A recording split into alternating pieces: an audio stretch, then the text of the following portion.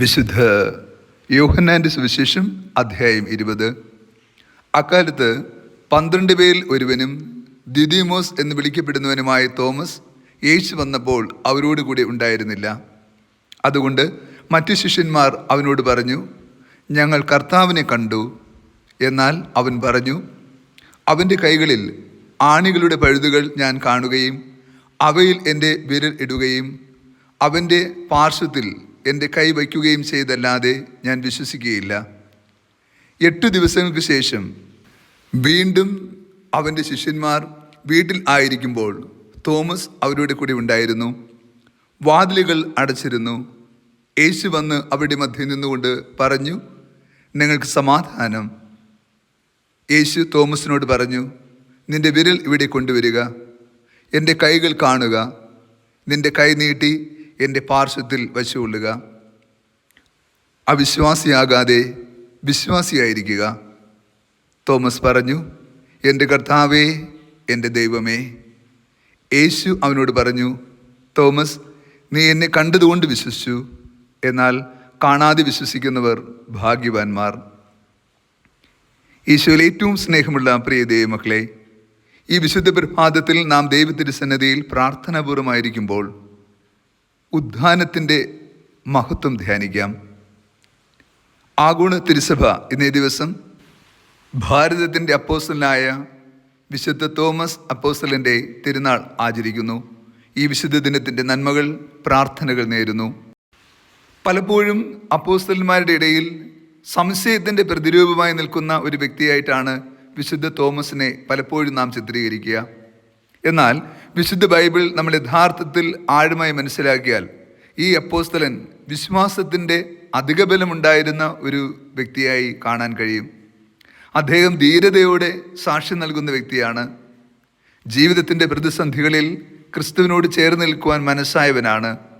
നമുക്കും അവനോട് പോയി മരിക്കാമെന്ന് യേശുവിനോട് പറഞ്ഞ വ്യക്തി.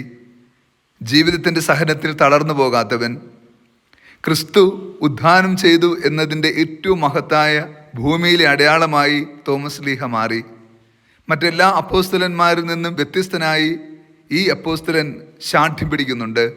അവൻ്റെ മുറിപ്പാടുകൾ കാണുകയും എൻ്റെ വിരൽ അവൻ്റെ പാർശ്വത്തിൽ വയ്ക്കുകയും ചെയ്തല്ലാതെ ഞാൻ വിശ്വസിക്കുകയില്ല.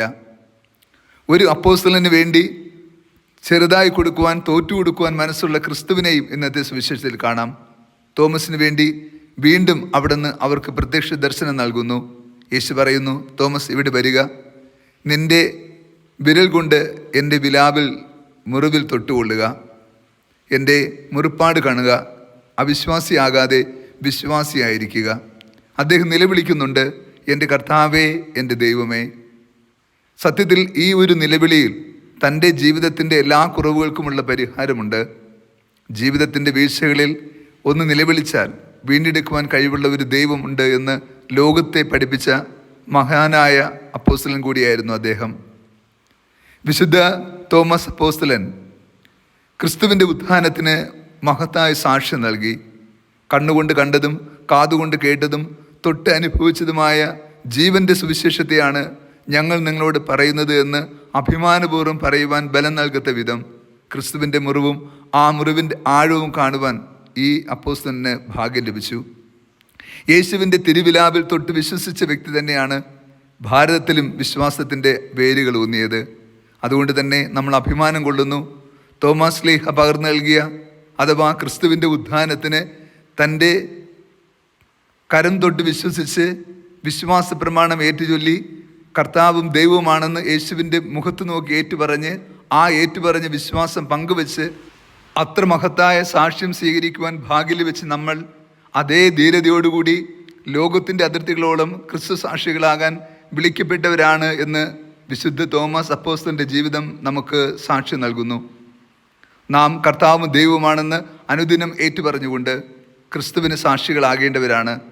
ലോകത്തിന് അതിർത്തികളോളം ധീരതയോടുകൂടി ക്രിസ്തു രക്ഷകനും നാഥനുമാണ് എന്ന് പറയുവാനുള്ള വലിയ ബലം ഈ വിശ്വാസ ജീവിതം നയിച്ച വ്യക്തിയുടെ സ്വന്തം ജീവനിൽ നിന്ന് നമുക്ക് ലഭ്യമാവുകയാണ്. നമ്മൾ എത്രയോ ഭാഗ്യമുള്ളവരാണ്. ക്രിസ്തുവിൻ്റെ അപ്പോസ്തലൻ്റെ മഹനീയ മാതൃക ഉൾക്കൊള്ളുവാനും ആ മാതൃകയിൽ നിന്നുകൊണ്ട് ക്രിസ്തുവിൻ്റെ സ്നേഹവും ആ സ്നേഹത്തിൻ്റെ ആഴവും ലോകത്തിന് പകരുവാനും പങ്കുവയ്ക്കുവാനും ഭാഗ്യം ലഭിച്ചവർ. അതുകൊണ്ട് തന്നെ നാം പ്രത്യേകമായി തിരഞ്ഞെടുക്കപ്പെട്ട ജനമെന്ന നിലയിൽ, വിശ്വാസത്തിൽ ആഴപ്പെട്ടവർ എന്ന നിലയിൽ നമ്മൾ കൂടുതൽ ഉത്തരവാദിത്വത്തോടെ കർത്താവ് രക്ഷകനും നാഥനുമാണെന്ന് ലോകത്തോട് ഏറ്റുപറയുവാൻ കടപ്പെട്ടിരിക്കുന്നു. ഈ ദിനം നമ്മുടെ പ്രേക്ഷിത ദൗത്യത്തെ കുറച്ചുകൂടി ബലപ്പെടുത്തുകയും തീഷ്ണതയോടെ ക്രിസ്തു സാക്ഷികളായി ജീവിക്കാമെന്ന് തീരുമാനമെടുക്കുകയും ചെയ്യാം. ജീവിതത്തിൽ വീഴ്ചകളും കുറവുകളും സംഭവിക്കുമ്പോൾ തമ്പുരാൻ്റെ തിരുസന്നിധിയിൽ വന്ന് എൻ്റെ കർത്താവേ, എൻ്റെ ദൈവമേ എന്ന് നിലവിളിച്ചുകൊണ്ട് അവന് സാക്ഷികളായി തീരാനും അനുതാപത്തിൻ്റെ ആത്മീയതയിലൂടെ ക്രിസ്തുവിൻ്റെ സ്നേഹവും ആ സ്നേഹത്തിൻ്റെ ആഴവും സ്വന്തമാക്കുവാനും നമുക്കും പരിശ്രമിക്കാം. കർത്താവ് നിങ്ങളോട് കൂടെ. സർവശക്തനായ ദൈവം, പിതാവും പുത്രനും പരിശുദ്ധാത്മാവും നമ്മേവരെയും സമൃദ്ധമായി അനുഗ്രഹിച്ച് ആശീർവദിക്കുമാറാകട്ടെ. ആമേൻ.